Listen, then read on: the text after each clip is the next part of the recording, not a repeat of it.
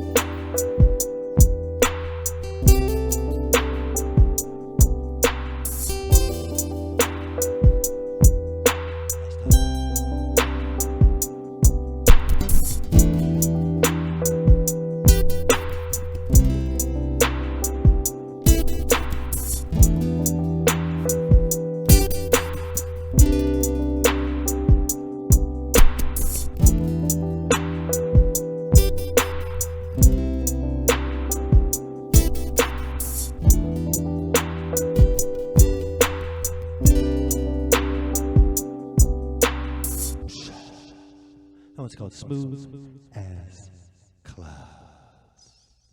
Let's see what else we got in the queue here. I'm going to play you a song about my son. Son's name is Santeo. He was born on January 6th in Frisco, Colorado at 9,100 feet. And I wrote this song as an inspiration for him. So I just wanted to give you the background of this song. And I'm going to roll it here. I'm going to do some live looping. And we'll get it going. Okay.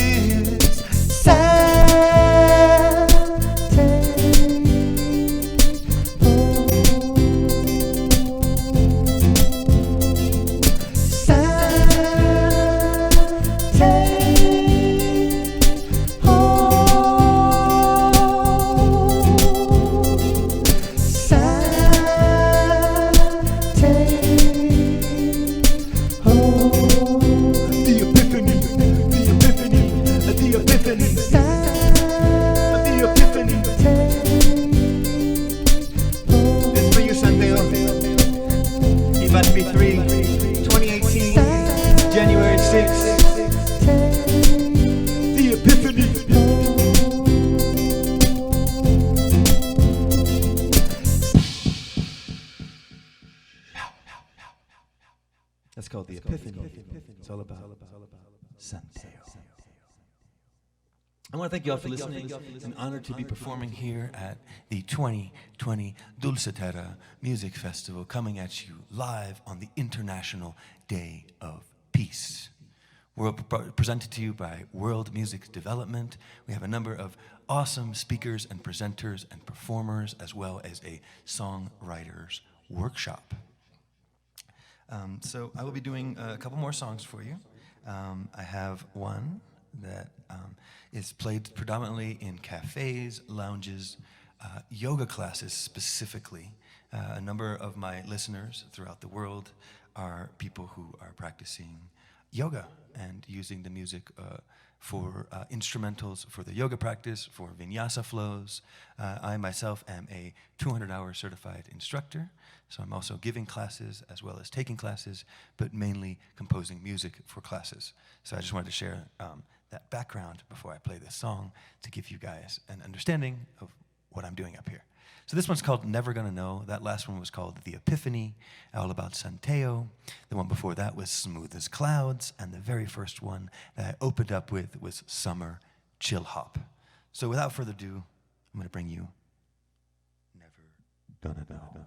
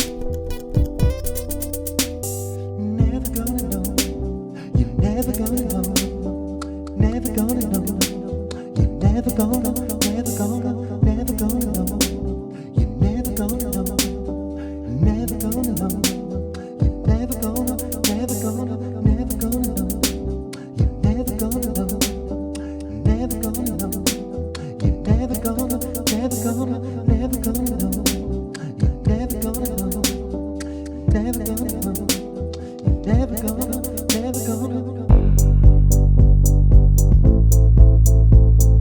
This one's called Parte de la Comunidad.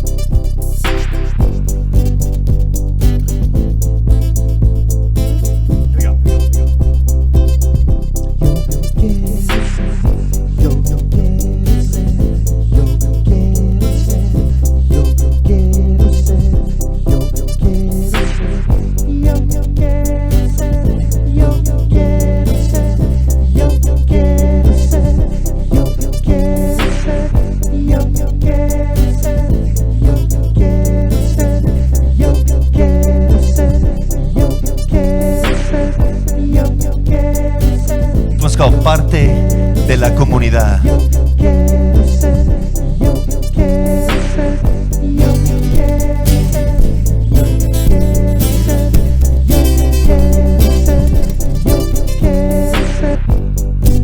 Como soy nuevo, no conozco a nadie, hablo bien el inglés.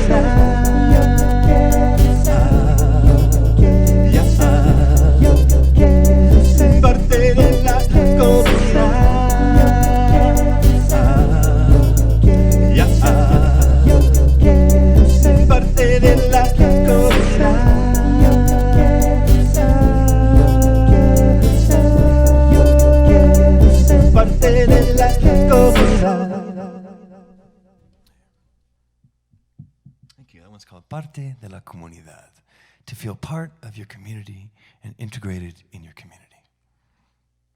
Okay. I'm going to do one more, or two more. One in Inglés. It was one of my first songs of my first freshman album that's released October of 2017. It's called Re-99.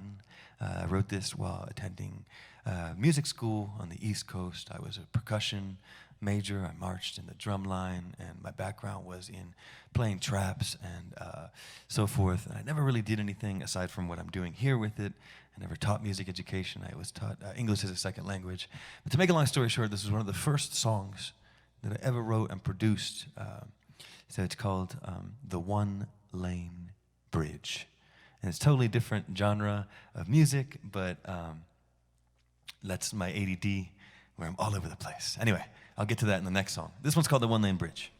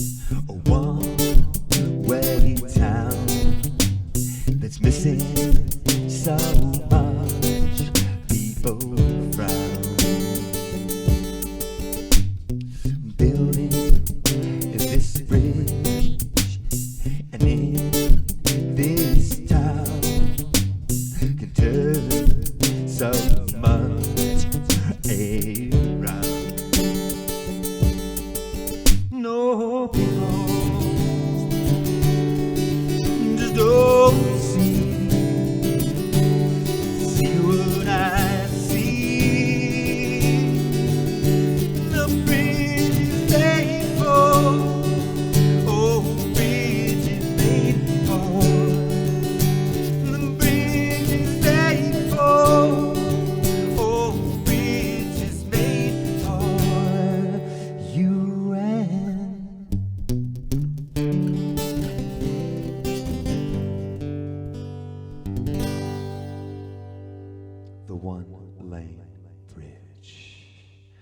I'm going to sneak in one more song.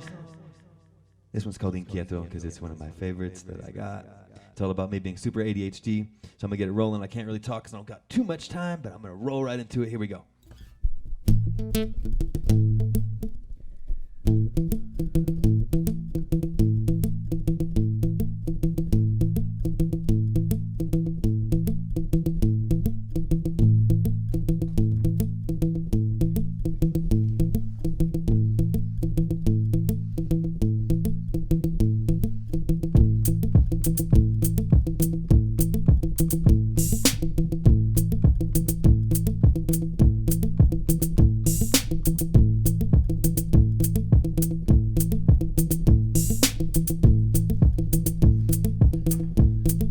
Being super ADHD, growing up on the East Coast, getting put on Ritalin, Adderall, you name it.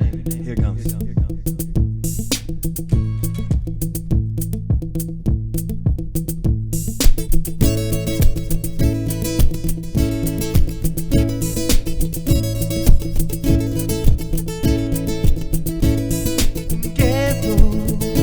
Somos inquietos.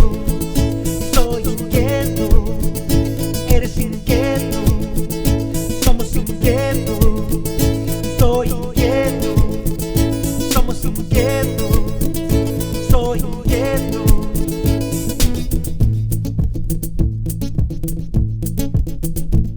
Cuando mi mamá tenía en su barriga, no podía estarme quieto, soy inquieto. Cuando era un bebé en la cuna, no podía estarme quieto, soy inquieto. En la escuela me pusieron en medicina para no estar inquieto, soy inquieto. Somos inquietos, soy inquieto. Eres inquieto, soy inquieto. Somos inquietos, soy inquieto. Somos inquietos. Soy inquieto. So in school, I was super ADD, and back in 19, I want to say 86 maybe, I was in the second grade or the first grade, and the teachers recommended that I try Ritalin or Adderall, so I did that until about middle school, about 1993. And I told my parents that I got socially awkward, so I didn't want to be on it anymore, so I got off it. I wrote a song all about it, Inquieto.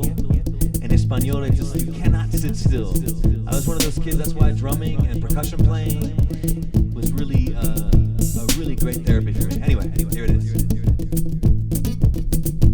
En la escuela me pusieron en medicina para no estar inquieto, soy inquieto. En mis arzoletes quería tocar la batería para no estar inquieto, soy inquieto. Somos inquietos, soy inquieto. Somos inquietos, soy inquieto. Eres inquieto, somos inquietos, soy inquieto. Eres inquieto, inquieto.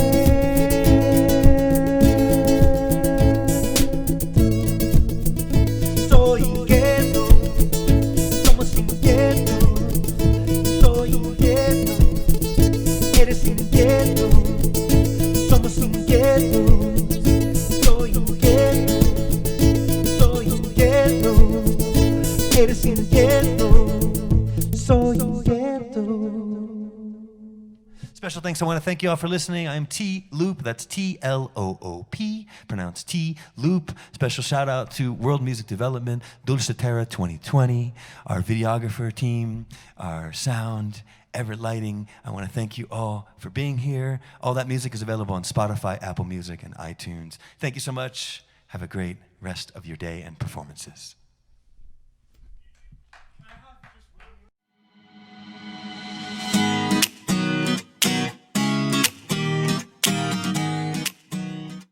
Hi, everyone. I'm Sam Golgoon, founder and president CEO for World Music Development. I'm here today with my friend Chris K. Hi, Chris. How are you? What's up, my friend? It's good to see you again this week. Yeah, it's great to see you.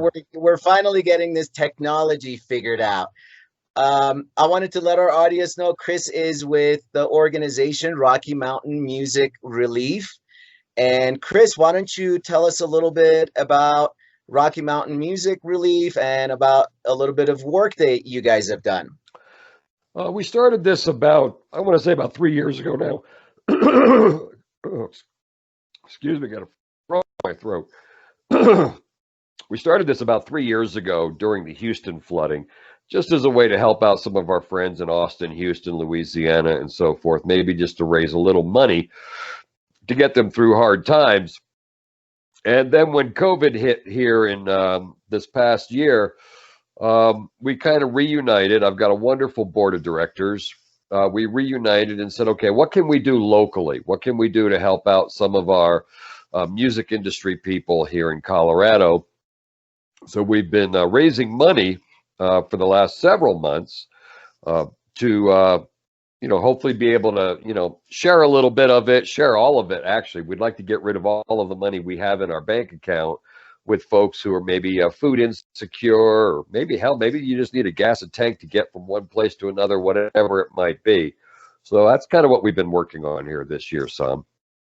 Wonderful. Well, Chris, you mentioned the COVID pandemic. It's definitely affected many of us, many different industries.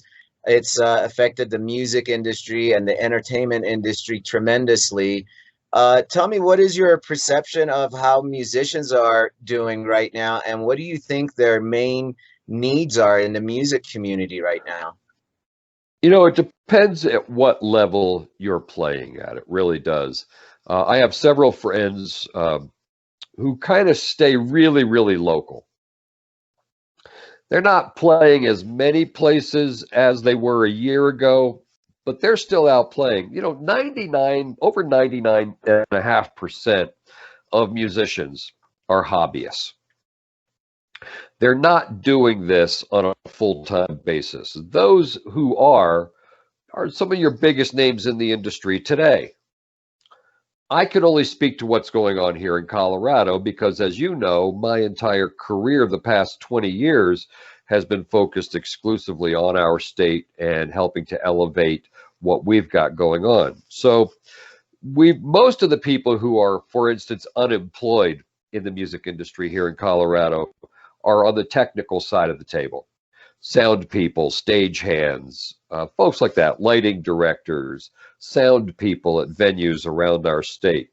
Most of the musicians we interact with are doing this part-time, maybe a couple of times a month throughout the course of the year. And then, of course, you've got your recording studios. But I've got to tell you, I've seen more recorded music come out this year than I think I've seen in the last decade. People are really, really hunkering down and recording great music this year. So I would say that what a lot of folks on the venue side need, venue operators obviously need funding. That's critical. And then all of the things that go downline from there, down to the local musicians who, as I said, are really over 99.5% are doing weekend kind of shows. All right. Yeah, so you mentioned funding, and this is a great segue for my next question. And I want to know, how is Rocky Mountain Music Relief distributing funds right now to help out musicians, and how can musicians apply? If you go to the website, RockyMountainMusicRelief.org, there's links in there for an application for funding. That's the best way, or simply to email us at RockyMountainMusicRelief@gmail.com. That's another great way. Just get hold of us one way or another, either by messaging us on our Facebook page, or through our website, or through email. Either of those works. That's all right. Great. So we'll make sure that the website that our audience is seeing right here on the screen. So go to RockyMountainMusicRelief.org to find out more information. Now, Chris, you've been in the music industry for a long time. You have been on air on the radio for 40 plus years. What do you think the future of the music industry is, and how do you think the industry is going to be post-pandemic? Hey, if I had the answer to that, I wouldn't be in the hole for six figures this year. I would be sitting on top someplace out in New York or LA prognosticating these things. Nobody knows. Honestly, I don't care who you talk to. I mean, a good friend of mine, Chris Daniels, and I talked about that this morning, actually. Um, you know, God bless him. Chuck Morris, I'm sure, is happy to be out of the concert business today. He's starting a new educational program, so nobody knows. Post-pandemic, I think for the short term, let's say for the next year, next 12 to 18 months, I still think we're going to see a somewhat limited, truncated industry in a lot of respects. I have talked to people in the transportation sector who tell me that they don't expect to see 10, 15, 20 truck tours. Those are your superstar tours, your Beyoncés, your Kanyes, those people who are playing stadiums and big festivals and arenas. I'm not sure that we'll see that next year. It's possible for 2021, maybe for next summer, but reading the tea leaves, oh boy. At the local level, money is going to be an issue. Most of our local events, most of our municipal events, like what you would put on in Alma, for instance, or what I put on in Dacono or Wellington, the big issue we're grappling with is where is our money going to come from? Because our sales tax revenues are typically what helps to support those shows, as well as small business sponsorships. Businesses, ponying up a couple of thousand to over $20,000, depending on the size of the business, to put on these events. That's going to be problematic, I think, next year. I think businesses are so hurt this year that they're going to be very, very reluctant and maybe unable to make those kinds of contributions in 2021. Yeah, like you said, nobody knows, and the information that comes out is on a daily basis. So we're kind of adapting and rolling with the punches basically on a daily basis. Yep. So, Chris, let me ask you this. Obviously, we want our audience to help Rocky Mountain Music Relief. So you guys have the funding and you can continue the awesome work that you guys are doing. So if our audience wanted to support Rocky Mountain Music Relief and wanted to make a donation to you, how would they do that? Go to our website. It's all sitting right there on the front page. We've got we designed some really, really wonderful face masks. I don't think I have one sitting on my desk anywhere. See, I don't think I have one in my pocket either. We designed some really nice face masks that I'm modeling on our website. Let's go to our website. Yeah. It's all there for you to do and check out. I will actually take that picture of you that you're modeling it, and I will include it in this video that people will see right now of the mask that we are talking about.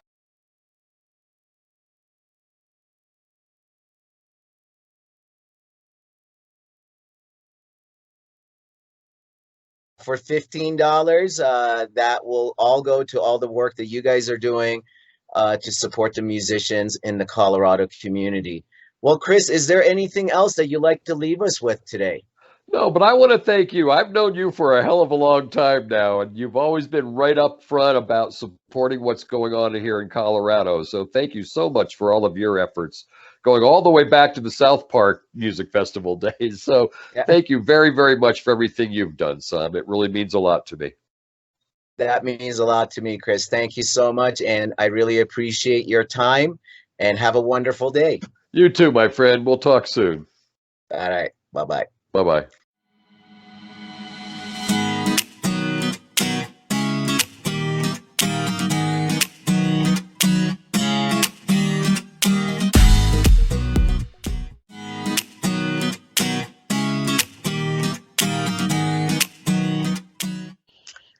Hi, everyone. My name is Sam Golgoon. I'm the founder, president, and CEO for World Music Development. and I'm here today with Michael Goldberg with Hugs for Mito. Hi, Michael. How are you today? Good morning, Sam. How are you? Really I'm happy to doing wonderful. really Yeah, happy. thank you for being with me here today. Michael, why don't you tell me a little bit about yourself and a little bit about your nonprofit organization, Hugs for Mito, as far as the history and the mission of it? Absolutely, Sam. I am a man with rare disease. I have mitochondrial disease, and it is a disease of the cells, and it can affect an individual from head to toe. So anything with cells, whether that be your eyes, your heart, your muscles, your liver, it's a multi-organ disease. Predominantly, believe it or not, a children's disease, but adult onset is becoming more and more commonplace. A lot of adults like myself have it. And the mission of Hugs for Mito is our core has always been research. We support our doctor here in Boston at Massachusetts General Hospital. But where my core, and I want to make it really clear to the audience, is mitochondrial disease. She researches many rare diseases. So I call us a rare disease charity. And, we're diversifying as well and also getting into durable medical equipment and supplies. All right, wonderful. Michael, can you tell me a little bit more about the type of rare diseases that you guys research? Wow. Everything under the sun. That's my doctor's area of expertise, not really mine. She's president of the Mitochondrial Medicine Society, which, spans many hospitals around the U.S. and many doctors. So it's not just inclusive of herself here in Boston. There are clinics in Ohio, New York, and I believe into Canada as well, and the network is growing. So it's quite expansive, some, and there's a lot of good research going on, but I don't want to say in its infancy. It's not that old, but we need it to grow even more. And she's doing some wonderful work. Fantastic. Michael, tell me a little bit about the type of programs you guys have and services that you offer through your nonprofit organization. We're available, and I get calls every day to help the patient like myself. And in these times of COVID, which are horrific, they're awful, we are trying to diversify, and we want to be able, through events like Dulcetterra, and we appreciate the opportunity that you are giving us, and other programs as well, to be able to help, our first child. And that's why we're getting into durable medical equipment and supplies. I've been very fortunate, and we've discussed this a little bit amongst ourselves, when I lost the ability to use my legs with mitochondrial disease, to have my home outfitted with chairlifts. I'm in a townhome, and it's 3 levels. And the option, unfortunately, wasn't to move. It was too expensive to do so. It was to make my home, more comfortable for myself and accommodating for myself. And it was very expensive to do. So we want to be able to pave the way forward for other patients like myself. And the first person that we want to help a child. I guess I have a passion for children. Not that I don't have a passion for adults. I love adults too, but I have a passion for the children. And that's what we want to do. Hopefully, we're hoping that we do well through Dulcetterra, and world, music development, and that's one of our big goals. Hope I answered your question. I know that was really quite a tangent I think I went on there, but I hope I answered That's all right, because we just want to learn as much as possible about you and your organization. So, tell me, how many people are you guys serving right now? I don't know if I can necessarily put a number on that, Sam. We're out there on many social media platforms. We just actually, I'm on Facebook, which is probably our biggest social platform. Believe it or not, I started under my own name. We just formed a group, which I believe I invited you to as Yeah. well. Thank you very much for accepting. And, that is growing. We're almost up to, 300 members. And many of these people are from the Mito and Rare communities, but they're also made up of, our friends and family. And, they're very loyal to us. They're people that have held events for us. And, they've helped us, if we are selling T-shirts and sweatshirts. I wrote a children's book a couple years back. So, they're loyal to us, in buying those books. Small donations, whatever they can do when they have it. So, that's how we get along. We never, pressure anybody. Our organization is my wife and I. That's not how we operate. We don't like our supporters to feel pressured. And one thing I guess, I do want the listening audience to know, Sam, is, we're not in it, my wife and I, for salary or to get paid. We give 100% back. Okay, my wife and I do not take anything out of the nonprofit. So anything that is given goes towards the research, and it will go towards the durable medical equipment and supplies. Okay, we don't take any salary, and believe me, it's not like we couldn't use it. We could, but we give 100% back, and not too many other nonprofits can make that claim. Thank you for doing that. I know actually a lot of nonprofits that are family based, that was husband and wife that decided to start. You do see that a lot, that they don't take a salary, that they are doing this truly because it's a personal story for them. And obviously it is for you, and that's why you guys are doing this outstanding work that you're doing. We touched upon this a little bit earlier, Michael, about the COVID pandemic. Unfortunately, the COVID pandemic has affected a lot of organizations and many, many nonprofit organizations. Can you speak to us a little bit more about how the COVID pandemic been affecting Hugs for Mito and some work that you guys are doing to deal with this situation? I think it's affected us from a standpoint of, it's made it very difficult for events to happen.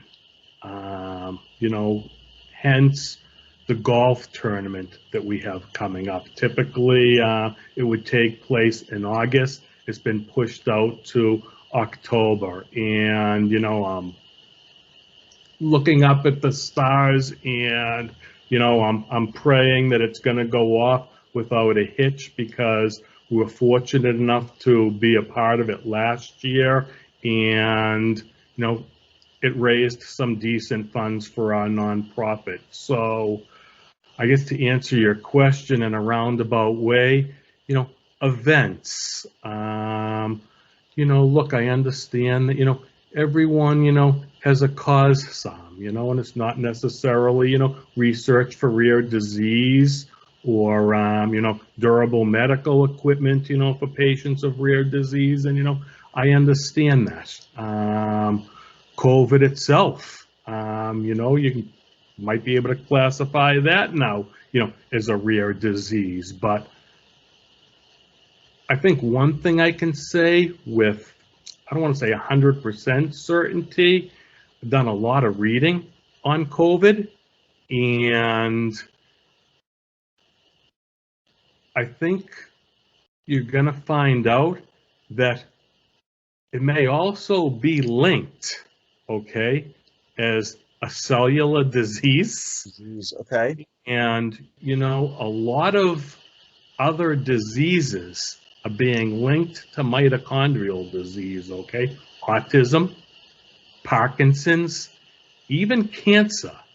So the research, you know, that my doctor and the doctors that she's associated with are doing, you know, when I guess stand up at an event and, you know, I say a little something, it's what I try to make people, try to get people to understand is that, you know, this is something that, you know, you want to get involved with, because mitochondrial disease in your cells are linked to so many other, you know, diseases and causes that are out there. So, you know, the research is good. The work that we're doing is good.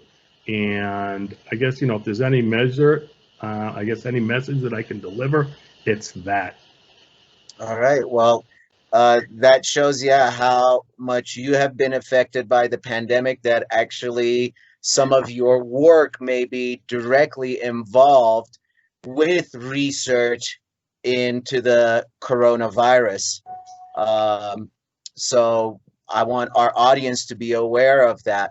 And something that you touched upon as far as one of the changes is in events. A lot of nonprofits do fundraising through events, and unfortunately that has gone away. So we are all more focused towards the donations and the giving through the online channels that we have.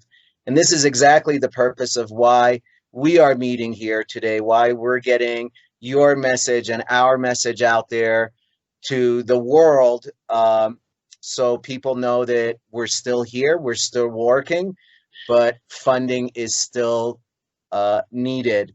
So with that said, actually, that brings me to my next question for you, that if people wanted to donate to Hugs for Mito and they wanted to support you in any way possible, how can they do that, Michael?